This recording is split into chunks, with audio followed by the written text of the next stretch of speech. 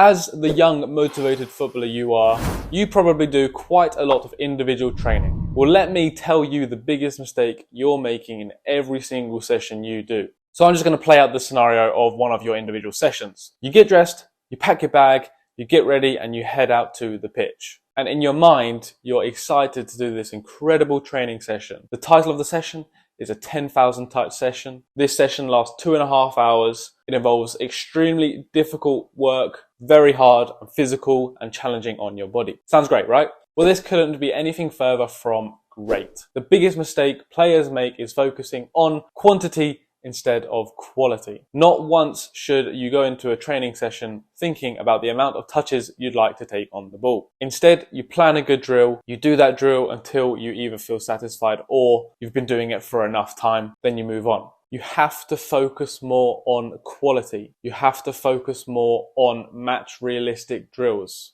These keep you up sessions that last 2 hours, yes, they will benefit your technical side of the game, but my guess is you already have a couple team training sessions per week, which means you only have 1 to 2 individual sessions per week extra available to actually work on your game. And as you don't have a lot of time, you have to make the most of it. So whereas one player may do a keep you up session or a shooting session for 3 hours, and another player will work on his weaknesses, things that he didn't do incredibly well in the previous games, that player is going to benefit more from these individual sessions than this person. The key term there was match realistic. If you can't relate your individual sessions to a match, how are you going to play better in matches? If you can do training drills that you can relate to a match situation, then you will do incredibly well. I see this all the time. Players go out to the pitch, do what they think is a very good session, absolutely kill their bodies for 2 hours, and then that's them done for another 10 days. They can't recover efficiently from these sessions. They're too physically and mentally drained the next day to get in another session. Whereas a player who does an efficient session,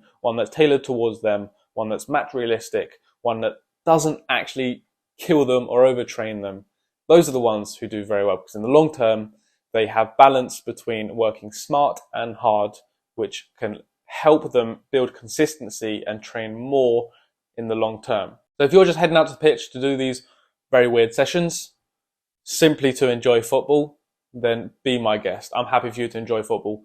Football is here to be enjoyed, so there's no problem with that at all. But if you do actually want something more from football, you want to pursue something more serious than the average player, then here's the change you need to make right now.